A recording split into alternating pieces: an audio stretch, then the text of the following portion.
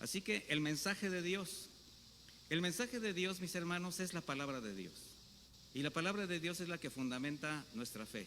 Ahí se fundamenta todo. Si nosotros conocemos acerca de la creación, de la existencia de Dios, de todo lo que representa el sacrificio de Cristo, todo lo que sabemos acerca de las cosas santas, las cosas divinas, es porque están plasmadas en la Escritura. Escritura inspirada por Dios. De tal manera que para nosotros los creyentes sabemos que la Biblia es una verdadera lámpara, es una luz que alumbra nuestro camino, que señala nuestro andar, que nos guía, que nos redarguye, que nos confronta, que nos consuela, porque la palabra de Dios tiene todas esas funciones. El Señor tiene siempre cosas buenas para sus hijos, ¿sí lo sabe? En Jeremías 29:11 dice: porque yo sé los planes que tengo acerca de ustedes, dice el Señor, planes de bienestar y no de mal, para darles porvenir y esperanza. Estoy leyendo una versión de Reina Valera contemporánea, tiene una forma de expresión más sencilla. Y podemos ver cómo desde el principio, porque esto que leímos en el libro de Jeremías, podemos ver que los propósitos de Dios para con el hombre, para con la humanidad, siempre han sido para bien. Nos dio la vida, nos dio su aliento, este aliento espiritual que nos permite sostener una relación plena con Él, nos dio y nos da la provisión de todos los días, nos guarda, nos cuida, nos protege. ¿Quién de nosotros podríamos dudar de la fidelidad de Dios, de la provisión de Dios, del amor de Dios? Ninguno. Lo más importante, nos dio a su Hijo amado Jesucristo para salvación de nuestras almas, para la eternidad. Y esto fue desde el principio. Si usted se da cuenta, esto que describo surgió desde el Edén. Ahí el Señor formó un espacio muy hermoso para el hombre, que a causa de su pecado, pues ahora sí que fue destituido. Y a partir de esa caída que surge porque abrieron los oídos al enemigo de Dios y enemigo de nuestras almas, hasta la fecha, mis hermanos, se cuentan por miles los argumentos que se levantan en contra del conocimiento, el propósito y la voluntad de Dios. Los mismos argumentos que dice la Escritura que tienen que ser derribados. ¿Cómo? Con el conocimiento de la palabra. En 2 de Corintios 10:5 dice: destruyendo los argumentos y toda altivez que se levanta contra el conocimiento de Dios, llevando cautivo todo pensamiento a la obediencia en Cristo. ¿Qué significa? Que cuando nosotros tenemos la disposición de obedecer al Señor, porque sabemos que algo se está presentando que no viene de parte de Él, ¿qué tenemos que hacer de inmediato? Poner los ojos en la cruz, poner los ojos en Jesús. Él es el que nos va a guiar siempre. Si nosotros perdemos la mirada de Jesús, mis hermanos, siempre vamos a perder la dirección de nuestra vida espiritual. Y evidentemente, si se pierde la dirección de nuestra vida espiritual, nuestra vida moral, nuestra vida física, nuestra vida material, va a llegar un momento que se venga abajo, aunque usted no lo crea. Todos estos argumentos que se levantan, que escuchamos a través de múltiples formas de expresión, filosofías, religiones, formas de pensamiento cada vez más sofisticados incluso. Ahora hablamos hasta de cienciología, se habla de muchas formas de expresión. Bueno, son expresiones del alma, del hombre natural.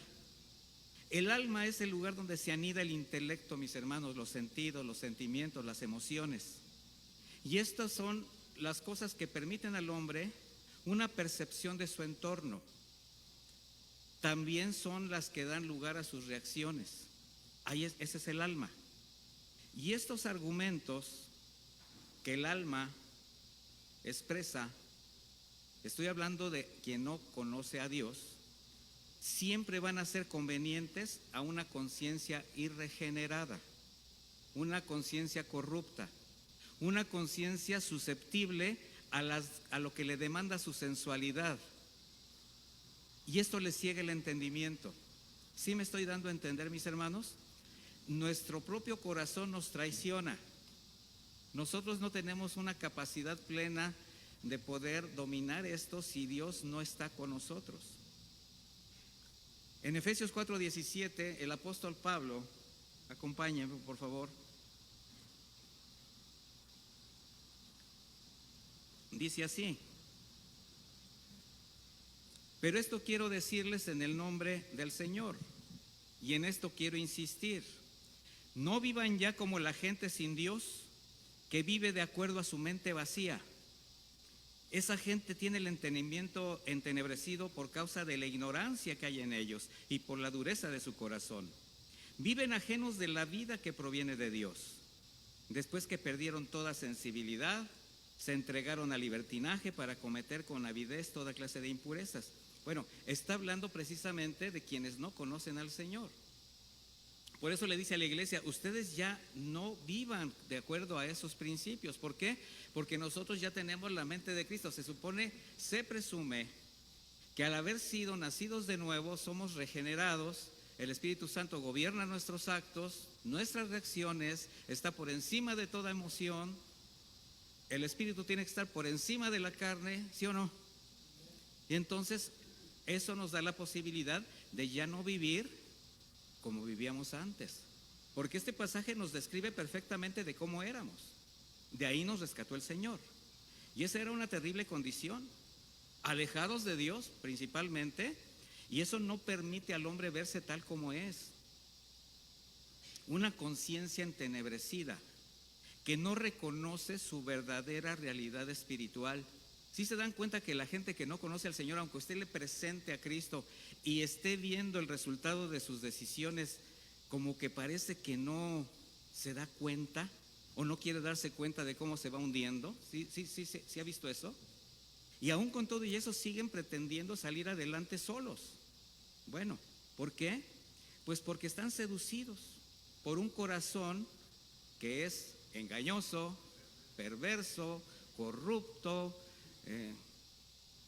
maldoso, lo que usted quiera, que está abierto a las ofertas que el mundo le está continuamente poniendo delante.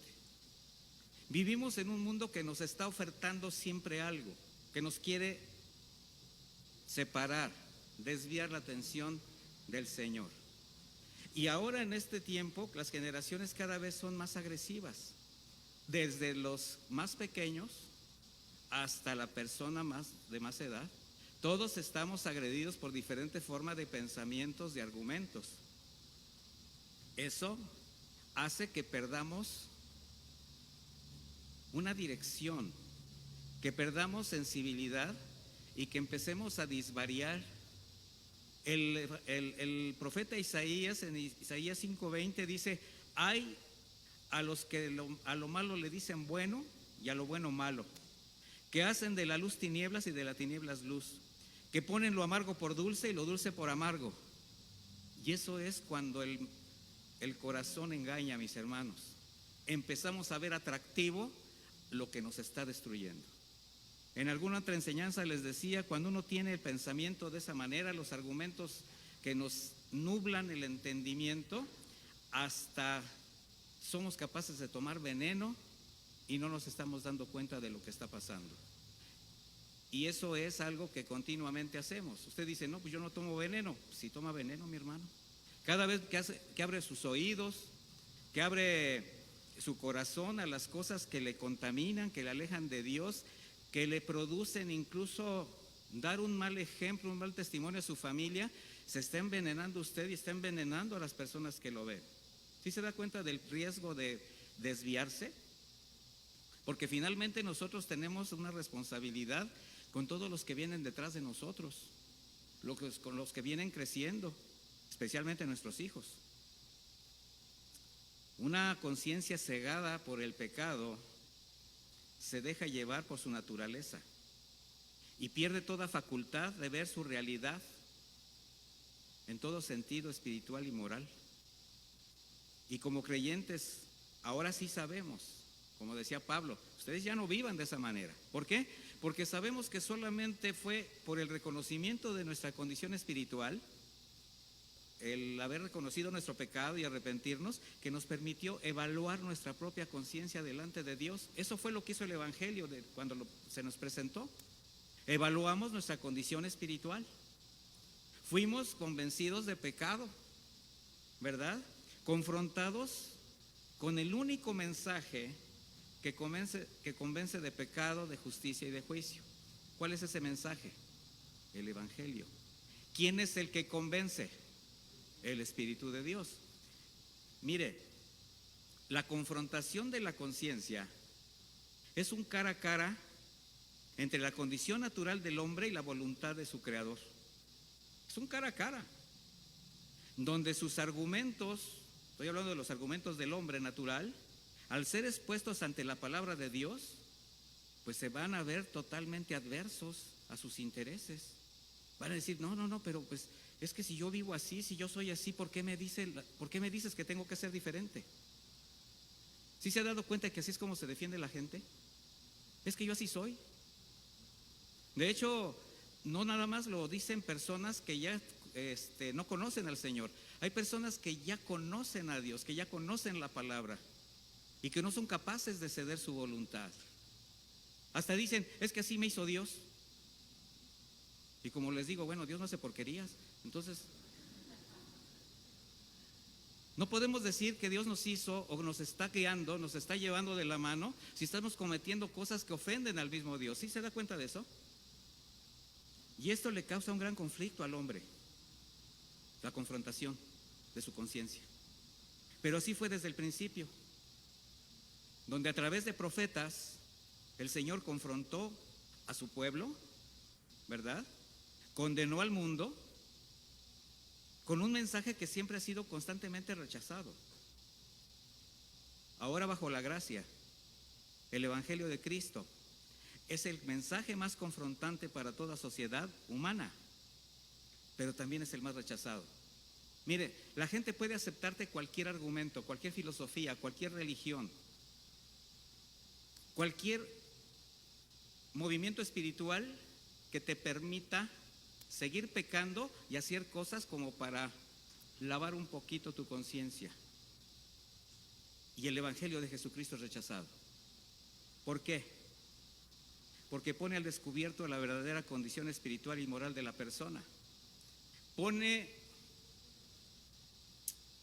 Expone la realidad de las intenciones del corazón.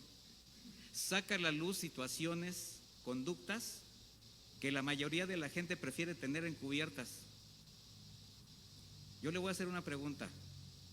Usted es creyente, yo lo sé, nacido de nuevo y lo creo, pero usted todavía tiene cosas encubiertas que quiere seguir conservando, que no le ha entregado al Señor. No me conteste, pero sí medítelo. O ya vive una vida completamente libre de todo aquello que viene arrastrando de su pasado y que lo ha entregado con libertad. Bueno, eso es lo que el Señor espera de nosotros. Ese es el proceso de la santificación. Pero cuando uno quiere seguir teniendo encubiertas ciertas cosas, pues vamos a rechazar el Evangelio, de una manera o de otra. Por eso Juan 3:19 dice así: y esta es la condenación, que la luz vino al mundo, pero los hombres amaron más las tinieblas que la luz, porque sus obras eran malas. A nadie le gusta que les pongan sus obras malas. Dice, porque todo aquel que hace lo malo aborrece la luz y no se acerca a la luz, para que sus obras no sean reprendidas. Y la palabra por reprensión, se los he explicado muchas veces, quiere decir expuestas, censuradas. O sea, a nadie le gusta que le saquen sus trapitos al sol, dicho a la mexicana. De manera que por eso las personas prefieren rechazar el mensaje de Cristo. Dice Tito 1:15, todas las cosas son puras para los puros. Está hablando de los nacidos de Dios. Mas para los corrompidos, los incrédulos, nada les es puro, pues hasta su mente y su conciencia están corrompidas. Ahora yo le pregunto, ¿usted se lo dice esto a alguien que no conoce al Señor y lo va a aceptar? que es un corrupto, que es un depravado, que es un degenerado, aunque se le vea por todas partes en sus conductas, en su manera de reaccionar, en su manera de hablar esta corrupción, no lo va a aceptar. Por eso el Evangelio de Cristo es rechazado. ¿Por qué? Porque no quiere ceder la voluntad a Dios. Y esto, mis hermanos, ha llevado al hombre a una situación todavía un poquito más aberrante, debido a su hábito de pretender esconder su desobediencia y su pecado con hojas de higuera. Me estoy yendo al Edén, ¿se acuerda? En lugar de reconocer su condición para justificar sus pecados, sus actitudes y sus argumentos procedentes de una conciencia sin regenerar, recurren a procesos religiosos, a sistemas espirituales que a lo largo de la historia el mismo hombre ha establecido conveniente a sus intereses, donde con el cumplimiento de determinados rituales, ceremonias, sacrificios, aparentes buenas obras, pues los llegan a considerar suficiente para justificar su pecado y acallar la voz de su pobre conciencia. Y precisamente ese es el engaño de las religiones o la religiosidad. La Escritura nos dice al respecto de las obras que queremos presentarle al Señor para cubrir nuestro pecado. En el Edén lo que hizo fue matar a dos animales inocentes y cubrir la desnudez de Adán y Eva para decirles: no es a tu manera, la paga del pecado es muerte.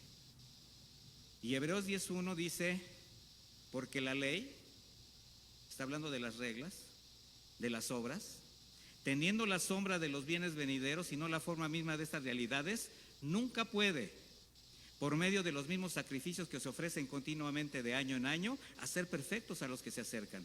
De otra manera, no habrían dejado de ser ofrecidos, porque los que se ofrecen este culto, una vez purificados, ya no tendrían más conciencia de pecado. Sin embargo, cada año se hace memoria de los pecados con estos sacrificios, porque la sangre de los toros y de los machos cabríos no puede quitar los pecados. Lo explico de esta manera. Ya bajo la gracia, ya habiendo dejado el Señor establecido el nuevo pacto, una gran cantidad de judíos seguían tratando de introducir estos movimientos a la iglesia naciente. Se les llamaba judaizantes. Y el autor de los Hebreos les está explicando que ya no es así. Ya no se trata de estar ofreciendo los mismos sacrificios, porque el Señor con un sacrificio y para siempre condenó al pecado. Sin embargo, como en la antigüedad, los hombres continúan pretendiendo ofrecer obras, ofrendas, dádivas, para conseguir primero la aceptación de la sociedad, porque no están viendo a Dios. Se tratan de ver bien ellos, empatía con su entorno. Pero lo más grave es que a través de esas obras, a través de ese tipo de movimientos, pretenden la gracia y el perdón de Dios, incluso la salvación, lo cual es aberrante. O sea, todo esto es a causa de una conciencia irregenerada que solamente les acusa superficialmente y los lleva al remordimiento, pero jamás al arrepentimiento. Remordimiento es que tú te sientas mal por lo que acabas de hacer y estás sufriendo las consecuencias, y en ese momento dices: hijo, lo hice mal, está mal, discúlpeme, ya no lo vuelvo a hacer, no vuelvo y no vuelvo. ¿Y qué hace el que dice no vuelvo? Vuelve, porque solamente tuvo arrepentimiento, y en lo que se le pasa la angustia, o si alguien ya le dice: bueno, está bien, ya no te preocupes, ahí voy de nuevo. Pero el que se arrepiente, mi hermano, se arrepiente delante de Dios, y ahí las cosas cambian. Allí es cuando el Espíritu Santo ejerce gobierno y es posible vivir la santidad. Sin embargo, ellos prefieren recurrir a estas prácticas que solamente les demandan alguna inversión física o material para sentirse buenos y alcanzar un sentimiento de paz, aunque sea temporal. Y estamos en una época, mi hermano, donde cada vez vamos a ver más esto. Y vemos que la tradición se encarga de hacer tantas cosas para ganar el favor de Dios. Sin embargo, lo único que hacen es presentar trapos de inmundicia Hebreos 10:12 dice, pero Cristo, después de ofrecer una sola vez un solo sacrificio por los pecados, para siempre se sentó a la derecha de Dios. De ahí en adelante está en espera de que sus enemigos sean puestos por estrado de sus pies. Él, por medio de una sola ofrenda, hizo perfectos para siempre a los santificados. O sea, ya no hay nada que hacer. Pero la gente prefiere seguir ofreciendo sus trapos inmundos, sus obras, sus sacrificios, que llegar a reconocer su pecado, arrepentirse y cambiar su manera de pensar y de vivir. O sea, quieren seguir pecando y pagan por pecar a través de estas cosas. Sin embargo, sin importar lo que hagan, siempre será un menosprecio al sacrificio de Cristo en la cruz. No obstante, siempre será más fácil y cómodo para el hombre natural hacer esas cosas que reconocer su pecado. Algo que, por desgracia, mis hermanos, y esto es algo que sí impacta, porque no solamente se practica en la gran mayoría de los movimientos religiosos. No existe un solo movimiento religioso que no aplique hacer obras para ganar la salvación. Y por eso ver gente, un güerito y un morenito tocando las puertas, porque así se están ganando su salvación. Dos mujeres de largo, bueno, las gorditas de ancho, con su sombrilla, sus atalayas, y cada tiempo, desde que tocan la puerta, cada hora les cuenta indulgencia o una marcha a cualquier santuario. No solamente ellos lo hacen, mis hermanos. También una gran cantidad de congregaciones que se llaman cristianas, debido a falsas doctrinas, malos pastores, al pretender que sus seguidores se sientan a gusto, engrosen las filas de la iglesia y de sus carteras, los engañan haciéndoles creer que por medio de ofrendas, de obras, pueden alcanzar el favor de Dios y la salvación de su alma. Y eso es un grave pecado. Más todavía más grave para quien está haciendo tropezar a esos pequeñitos, como dijo el Señor. Porque los están llevando a una profesión de cristianismo, pero sin Cristo. La Escritura es clara al respecto. Dice en Colosenses 2:23, tales cosas tienen a la verdad cierta reputación de sabiduría en culto voluntario, en humildad y en duro trato al cuerpo, pero no tienen valor alguno contra los apetitos de la carne. O sea, sí se desgastan ahí haciendo cosas, comprando cosas, invirtiendo tiempo, esfuerzo, pero finalmente no dejan de ser los mismos. No cambia su manera de pensar y de vivir. Y después de hacer una manda, después de jurar un año, lo único que están esperando es que se cumpla ese año, que termine la manda, para volver a vivir como siempre estaban viviendo. De manera que al permanecer bajo la naturaleza de una conciencia reprobada, pues siguen rechazando el mensaje de Dios. Porque no existe un mensaje sobre la tierra que confronte verdaderamente al hombre que la palabra de Dios, la cual, mis hermanos, ha sido expresada a lo largo de la historia para advertirle del riesgo de vivir a su manera bajo sus propios argumentos. Y es impresionante cómo muchos prefieren ignorar que los juicios de Dios son reales, que siempre han llegado a tiempo, pero que también el Señor siempre ha extendido su misericordia y ha concedido al hombre tiempos de gracia para darle la oportunidad de reconocer su pecado y arrepentirse. Porque el Señor lo que está esperando es que todavía muchos procedan al arrepentimiento. Por eso retrasa su regreso. Pero cuando Dios cierra la puerta, ¿qué cree? Ninguno la puede abrir. Mire, en 2 de Pedro 2:5, acompáñame por favor.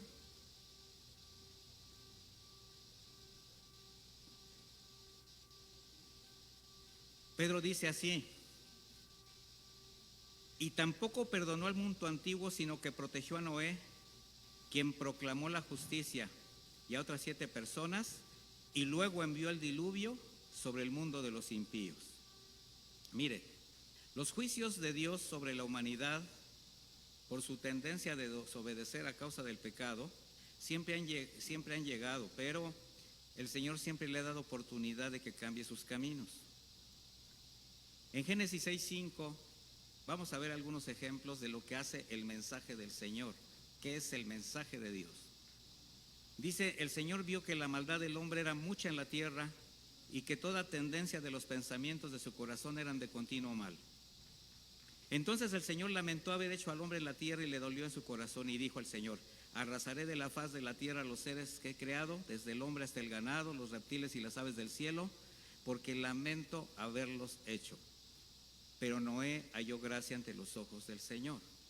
El Señor está estableciendo un juicio. Espiritualmente lo que está haciendo es establecer un juicio a causa del comportamiento de la humanidad de esa generación.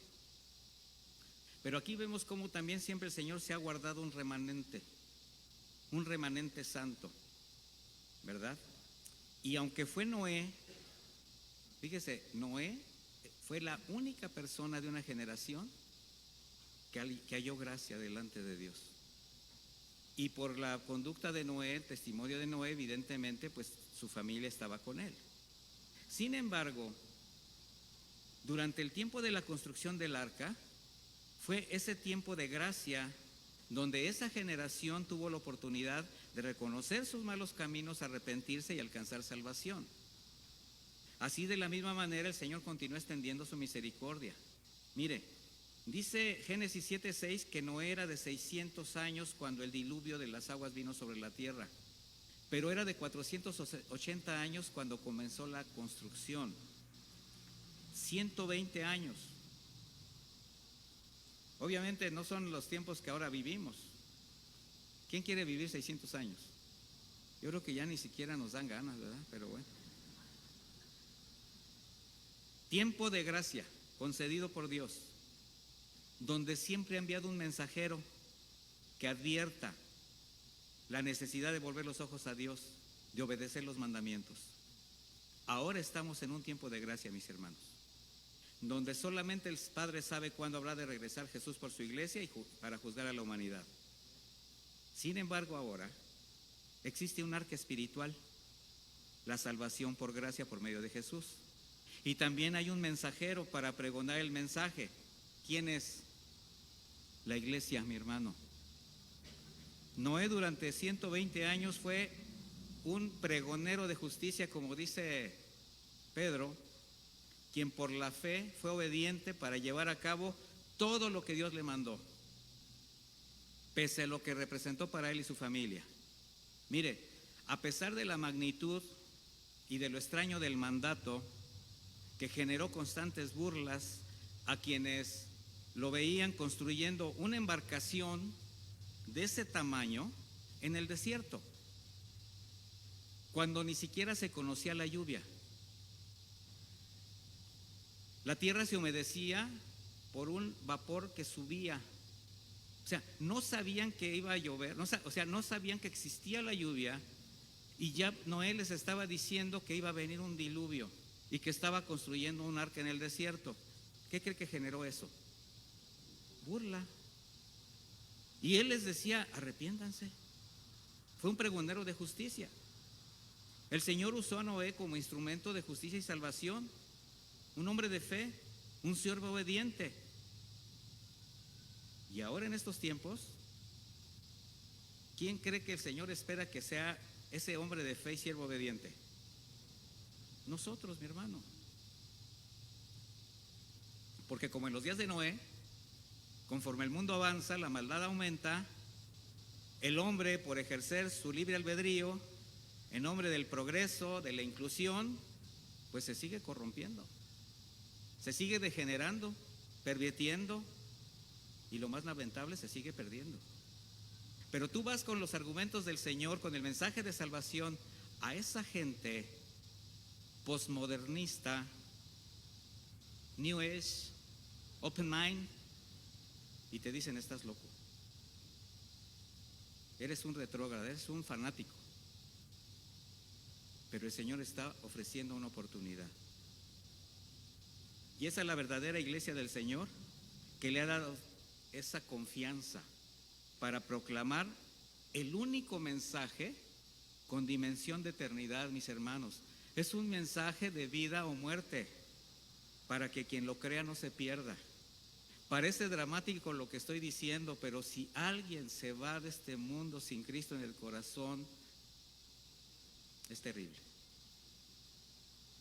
Noé construyó el arca durante 120 años, que fueron un periodo de gracia para las personas de aquel tiempo.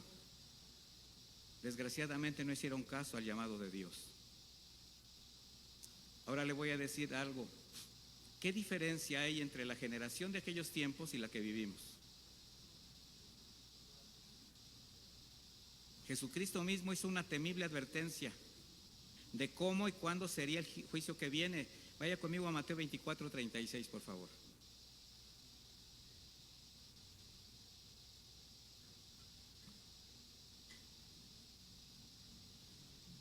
Mateo 24:36 dice así: en cuanto al día y la hora, nadie lo sabe, ni siquiera los ángeles de los cielos, solo mi Padre lo sabe.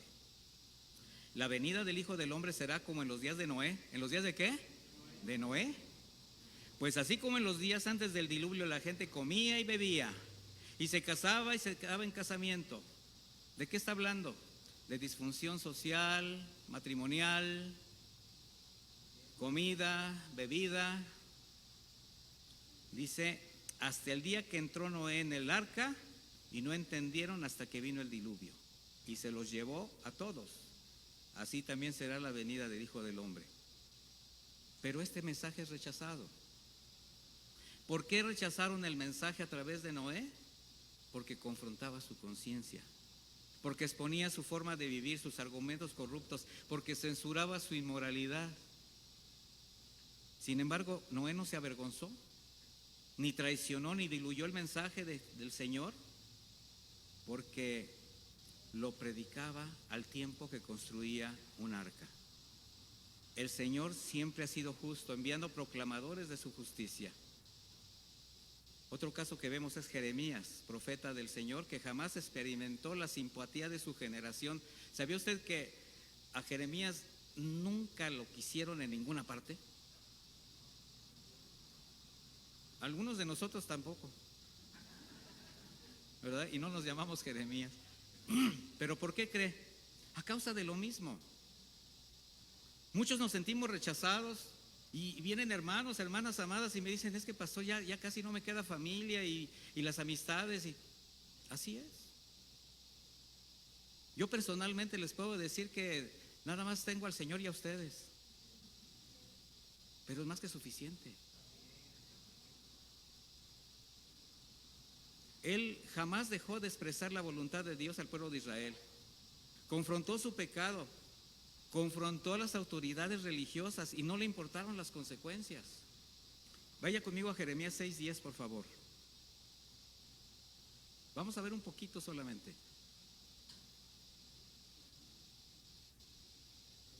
Dice así: ¿a quién tengo que hablar y amonestar para que oigan? Así está hablando el Señor, así como diciendo, ¿quién va a escuchar? He aquí sus oídos están sordos y no pueden oír. He aquí que la palabra del Señor les es afrenta y no la desean. Por tanto estoy lleno de la ira del Señor, cansado estoy de contenerme. Derrámala sobre el niño de la calle y sobre el círculo de los jóvenes, porque tanto el marido como la mujer serán apresados y el anciano con el lleno de días. Sus casas serán traspasadas a otros, asimismo sus campos y sus mujeres, dice el Señor. Porque extenderé mi mano contra los habitantes del país, pues desde el menor hasta el mayor de ellos, cada uno persigue las ganancias deshonestas, desde el profeta hasta el sacerdote, todos obran con engaño y curan con superficialidad quebranto de mi pueblo, diciendo paz, paz, pero no hay paz. ¿Acaso se han avergonzado de haber hecho abominación? Ciertamente no se han avergonzado, ni han sabido humillarse. Por tanto, caerán entre los que caigan. En el tiempo en que yo los castigue, tropezarán, ha dicho el Señor. Está estableciendo un juicio venidero, Jeremías, de una opresión que iba a venir sobre el pueblo de Israel. Pero ¿qué dice? Todos se han corrompido, desde el más pequeño hasta los líderes religiosos. Pero ellos se encargaban de decir, no pasa nada, no pasa nada. Mira, qué bien nos la estamos pasando. Tú nada más decreta, declara, confiesa positivo y mira, te va a ir a todo dar. El evangelio de la prosperidad nació en esa época. ¿Cuál fue la causa por la que Jeremías fue constantemente perseguido, encarcelado, torturado y asesinado cruelmente? Su obediencia a la proclamación del mensaje de Dios, que pese a todo jamás dejó de predicar, a pesar de los rechazos. Mi hermano, no te canses de mostrar a Jesús. No te vas a convertir en una vara que proclama en el desierto, no, mi hermano. No vas a ser un profeta como Jeremías o Elías, no, mi hermano, no. Cada generación tiene sus propios profetas, sus propios proclamadores, sus propios evangelistas. Pero estamos en un tiempo donde nuestro testimonio habla más que nuestras palabras. Así que si vas a predicar el evangelio, primero vívelo. Muestra a Jesús y eso va a hacer que el mundo se reconcilie con el Señor. Va a hacer que la gente se dé cuenta de que hay alguien que está guiado por el Espíritu de Dios. A Jeremías aún le llegó a ser molesto dar este mensaje a un pueblo tan duro de corazón. Sin embargo, él mismo lo dijo, algo arde en mi corazón que no me permite dejar de predicar el evangelio. Dice Jeremías 27, voy a leerlo. Tú me has persuadido, oh Señor, y yo fui persuadido. Esto es bien importante. ¿Estás persuadido por el Señor? ¿Estás convencido de lo que tienes que hacer? Dice, fuiste más fuerte que yo y has prevalecido todo el día, he sido objeto de risa. Cada cual se burla de mí, porque cada vez que hablo, grito, proclamo violencia y destrucción, pues la palabra del Señor me ha sido afrenta y escarnio todo el tiempo. Y digo, no me acordaré más de él, ni hablaré más en su nombre. Pero hay en mi corazón como un fuego ardiente, apresado en mis huesos. Me canso de contenerlo y no puedo. Jeremías era un hombre de Dios, mis hermanos. Y hay algo que está en nuestro corazón que no nos permite callar. Pero, como le digo, cada generación es distinta. Y nosotros tenemos que tener la sabiduría para proclamar el mensaje en la generación que nos ha tocado vivir. Por eso les hablaba acerca de la importancia de que los padres, los adultos, tengamos primero las convicciones de la santidad, de la obediencia, porque eso es lo que estamos dejándole a nuestras generaciones. Y eso es lo que va a presentar un evangelio limpio, transparente. La gente te va a preguntar, ¿por qué eres diferente? ¿Por qué tu familia vive distinto? Y tú le vas a decir, porque Jesús está en la vida de mi familia. Y te van a rechazar. Ya vas a comenzar a hablar de ese Jesús otra vez. Bueno, pues tú preguntaste por qué soy diferente. No te puedo decir otra cosa. Quizás te dejen de hablar. Quizás se olviden de ti y se burlen. Pero si tú continúas, ellos van a seguir su decadencia. Y va a llegar un momento en que regresen y te digan, oye, tú sigues viviendo diferente. Y ya mira cómo está mi familia. ¿Qué estás haciendo? ¿Qué es lo que haces? Pero no me hables de tu Jesús. Pues entonces no te voy a decir nada. Hasta que llegue el momento que ellos tengan la semilla en su corazón y el Señor trate. Ezequiel, otro proclamador del mensaje de Dios, quien describió la apostasía de Israel antes de la cautividad en Babilonia, profetizó, advirtió al pueblo sobre su pecado y la destrucción que vendría sobre Jerusalén. Vaya conmigo a Ezequiel 3, por favor.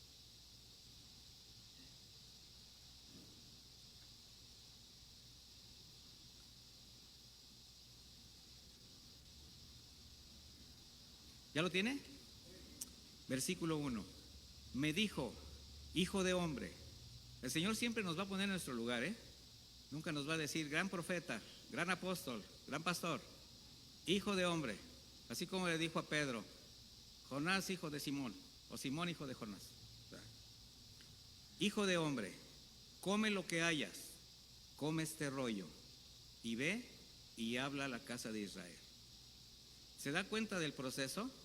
Primero se tuvo que llenar de la palabra de Dios para poder ir a hablar la palabra de Dios. ¿Eso de qué habla?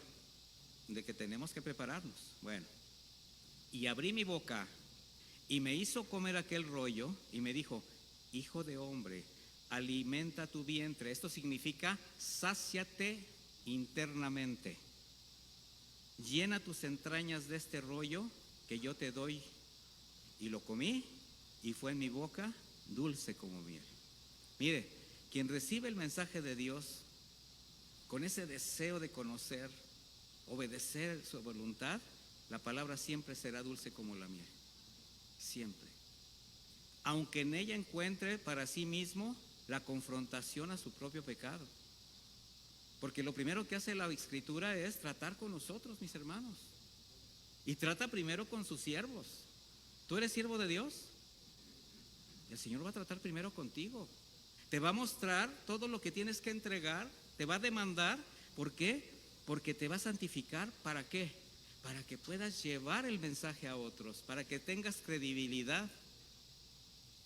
Versículo 4. Entonces me dijo: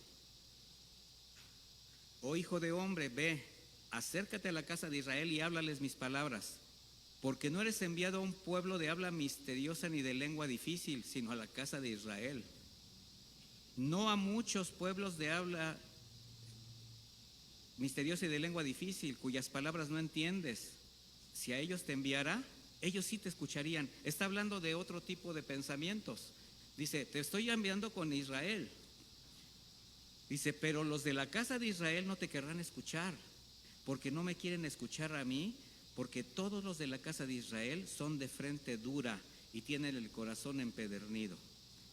He aquí, yo hago tu rostro tan duro como el rostro de ellos.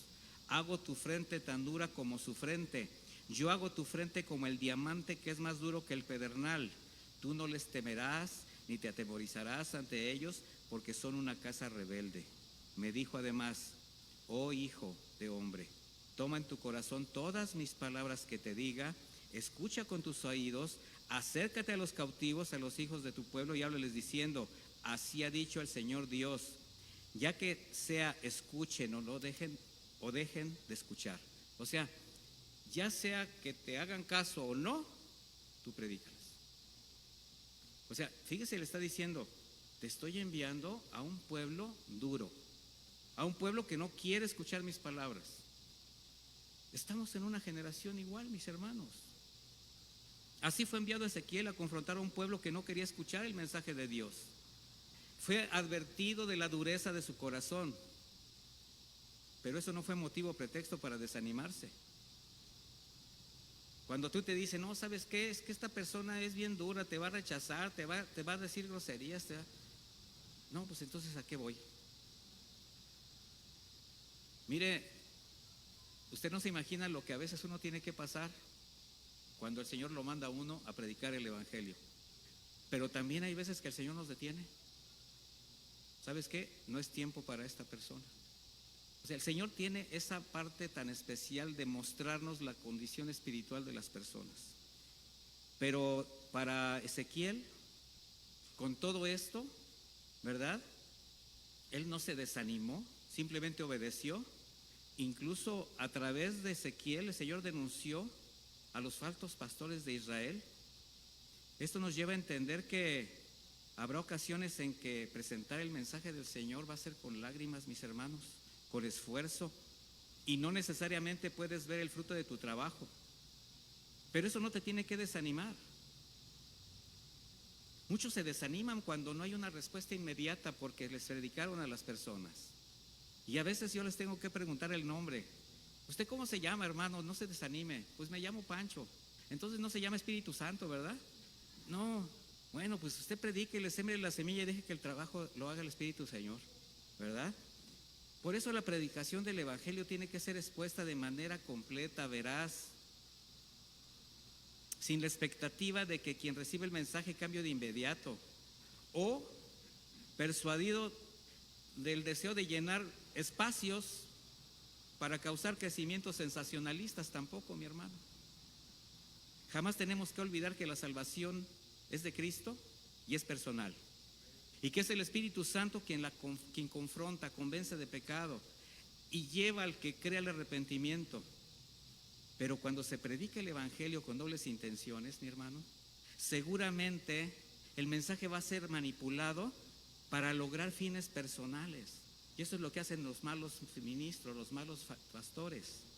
Mire, lo que el Señor estableció para los malos pastores de Israel a través de Ezequiel. Yo le voy a recomendar que lea todo el capítulo 34 de Ezequiel, porque ahí está toda la denuncia. Pero nada más ahorita vamos a leer a partir del versículo 7 al 10. Dice así Ezequiel 34:7. Ya después usted lee completo el capítulo. Dice: por lo tanto, pastores, oigan la palabra del Señor. A las ovejas de mi rebaño se las roban, las hacen presa de todas las fieras del campo, andan sin pastor, y mis pastores no las cuidan ni van en busca de ellas, sino que solo cuidan de sí mismos. Por lo tanto, yo, su Señor y Dios, juro, y ustedes pastores escuchen bien lo que les digo, yo, su Señor y Dios, cuento de mis ovejas, yo voy a dejarlas al cuidado de ustedes, no voy a dejarlas al cuidado de ustedes, ni tampoco ustedes van a cuidar solo de sí mismos. Yo voy a librarlas de la boca de ustedes para que no se las sigan comiendo. Qué manera de expresar de Ezequiel, bueno, del Señor. ¿Usted cree que ese es un pasaje que muchos pastores deberían conocer?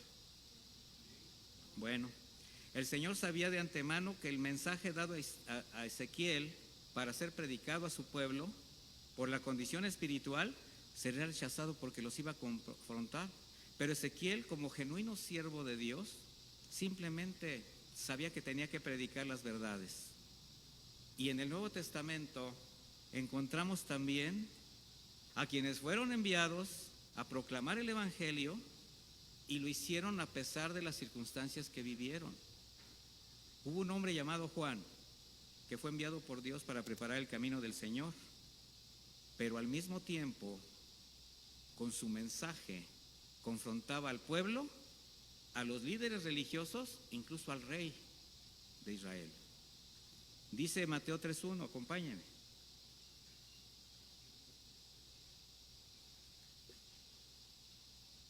En aquellos días apareció Juan el Bautista predicando en el desierto de Judea, diciendo: arrepiéntanse, porque el reino de los cielos se ha acercado. Pues este es aquel de quien fue dicho por medio del profeta Isaías: voz del que proclama en el desierto, preparen el camino del Señor, enderecen sus sendas. Juan fue enviado precisamente a abrir el camino del Señor. Él fue el que, cuando se apareció el Señor Jesucristo en el Jordán, dijo: he aquí el Cordero de Dios que quita el pecado del mundo. Bueno, este hombre cumplió su ministerio de una manera muy cabal, a pesar de las circunstancias. Él mismo confrontaba de una manera tan directa, tan violenta, podríamos decir. Por ejemplo, en el versículo 7 de mismo Mateo 3 dice: cuando Juan vio que muchos de los fariseos y los saduceos venían a su bautismo, les decía: generación de víboras, ¿quién les enseñó a huir de la ira venidera?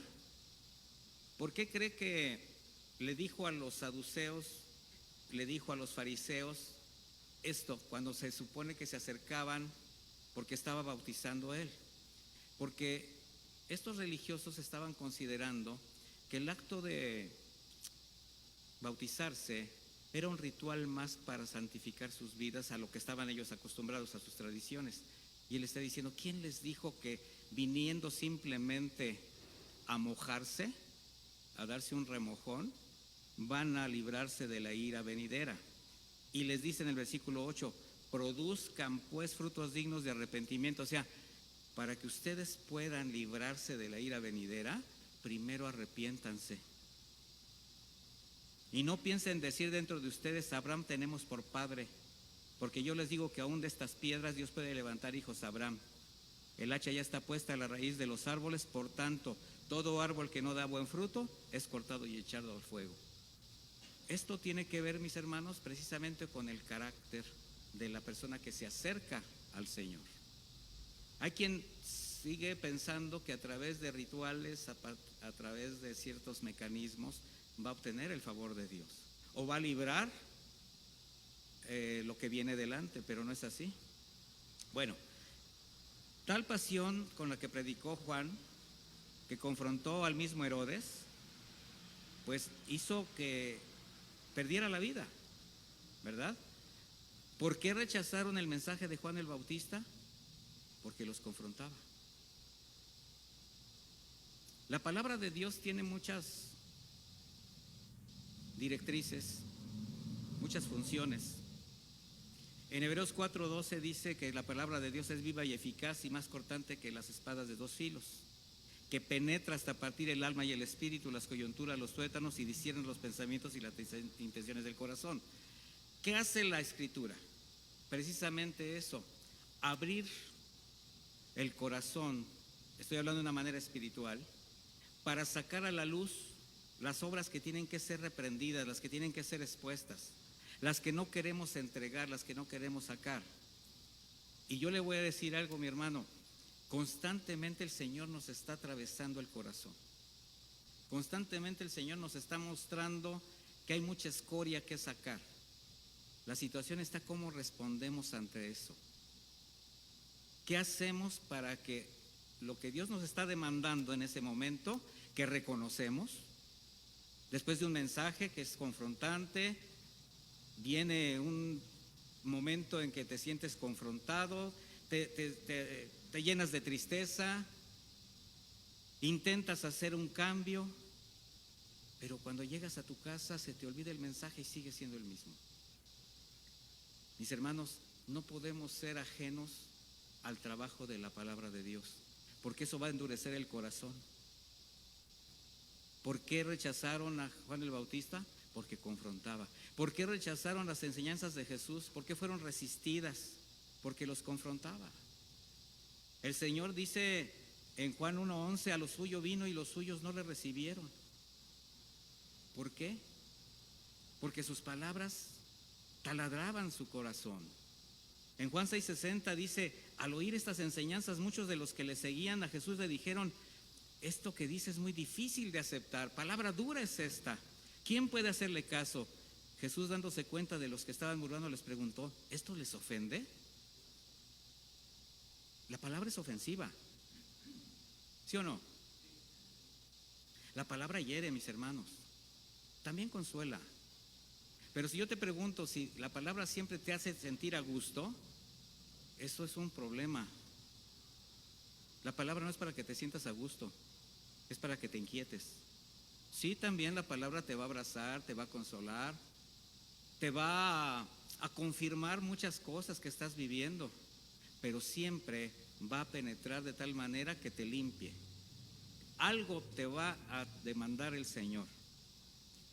Los mensajes de Jesús no solo fueron rechazados, sino considerados duros, y causaron tal rencor y odio por parte de los líderes religiosos, sacerdotes, escribas y fariseos, porque los confrontaba seriamente.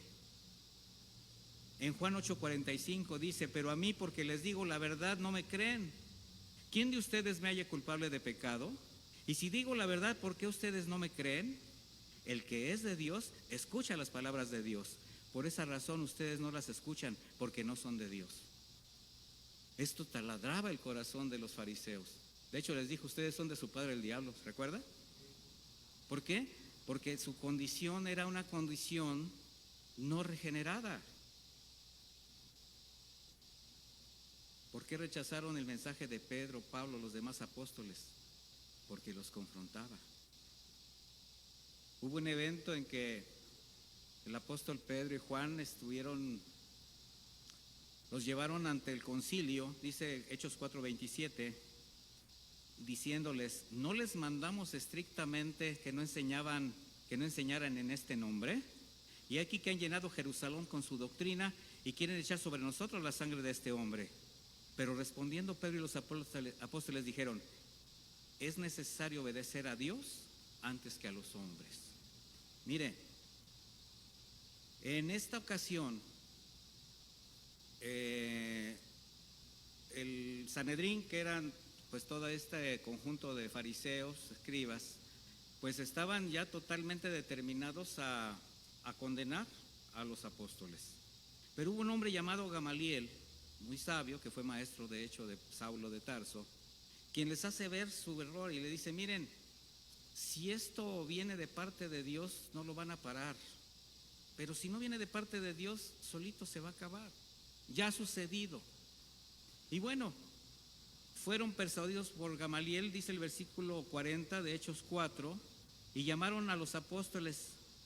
Y después de azotarles, o sea, no se quedaron con las ganas de hacerle algo. Dijeron, bueno, está bien, no los vamos a matar, pero los azotaron. Y después de azotarles, les prohibieron hablar en el nombre de Jesús y los dejaron libres. Ellos partieron de la presencia del Sanedrín, regocijándose porque habían sido considerados dignos de padecer afrenta por causa del nombre. Fíjese nada más, salieron bien contentos porque los azotaron por la causa de Cristo. Y ahora el mensaje es: pare de sufrir.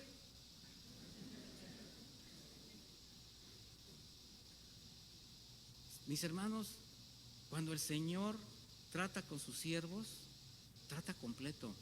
Y vamos a pasar por circunstancias que no nos gusten. Dice, y todos los días en el templo y de casa en casa no cesaban de enseñar y anunciar las buenas noticias de que Jesús es el Cristo. Pedro y Juan se sintieron contentos de ser detenidos y torturados. El apóstol Pablo jamás consideró la idea de permitirse dejar de predicar el evangelio, mucho menos diluir el mensaje. Jamás predicó para el gusto de la gente. Dice Gálatas 1:10, pues busco ahora el favor de los hombres o el de Dios, o trato de agradar a los hombres. Si todavía agradar a los hombres, no sería siervo de Cristo.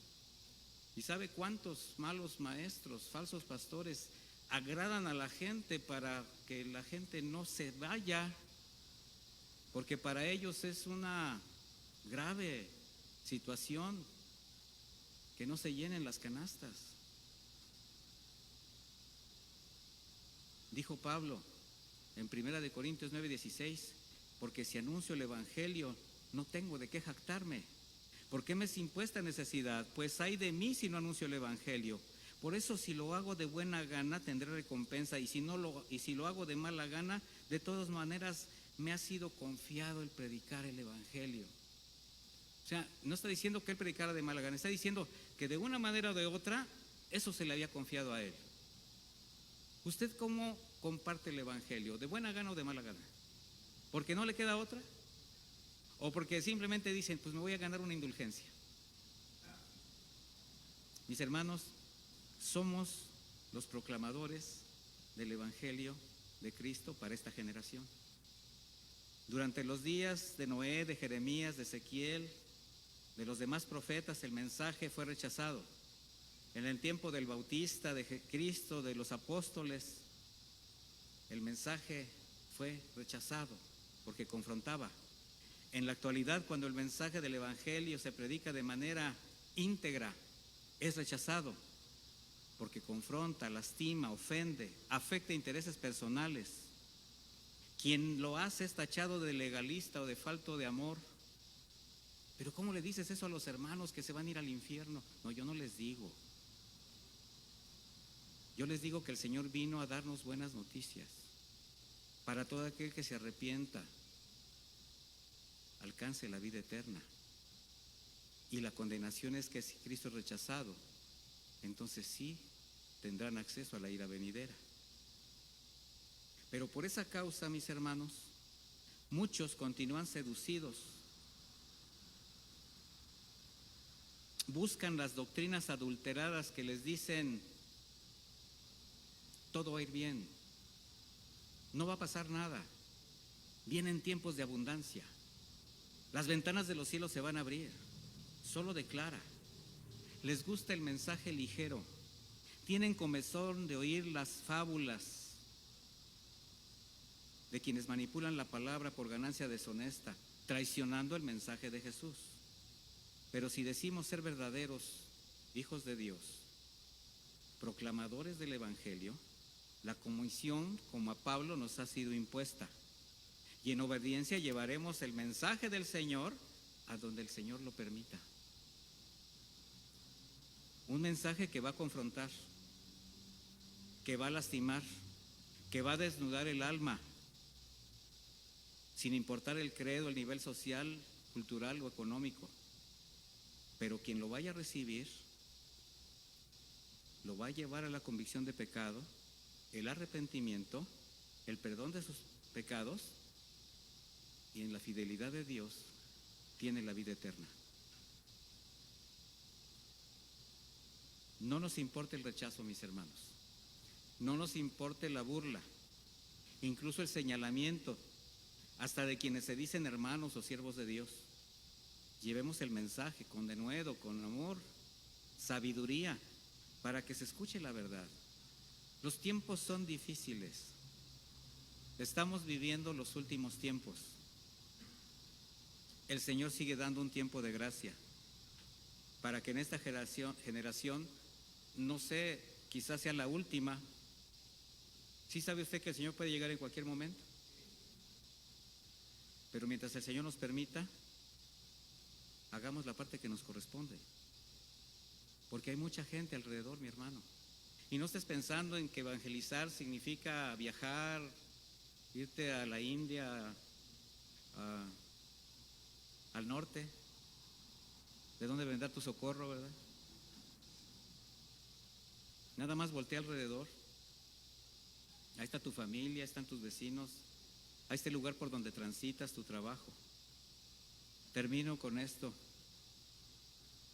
El apóstol Pablo le dijo a su discípulo Timoteo, segunda de Timoteo 4:2, te encarezco delante de Dios y del Señor Jesucristo, que juzgará a los vivos y a los muertos en su manifestación y en su reino, que prediques la palabra, que instes a tiempo y fuera de tiempo, redarguye, reprende, exhorta, pero miren lo que dice, con toda paciencia y doctrina.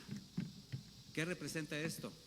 Que el evangelio se tiene que dar con veracidad, con transparencia, pero con mucho amor, no sintiéndonos especiales, no teniendo un dedo acusador, señalador. Tenemos que ver a las personas con la misma misericordia que fuimos vistos, mis hermanos. Recuerden estas palabras que les digo siempre. Los cristianos verdaderos no somos gente buena, somos gente perdonada, con una comisión. Somos personas como todos, que todavía traemos el olor del chiquero de donde fuimos sacados. Entonces no nos sintamos especiales, no menospreciemos a los que no conocen. El Señor los está acercando para que sean salvos. Entonces vive el evangelio para que no rechacen a Jesucristo. Que tu palabra, que la palabra que les muestres hable con tu testimonio. No te conviertas en un fariseo señalador. Sea un Cristo amoroso, recto, de justicia. Redarguye, muéstrales, expón el pecado y exhórtales con paciencia y doctrina. Tienes que tener conocimiento básico de la fe para que tus palabras sean sostenidas por la palabra de Dios y por la vida que tú haces en obediencia de la palabra que predicas. Póngase de pie, mi hermano, vamos a hacer una oración.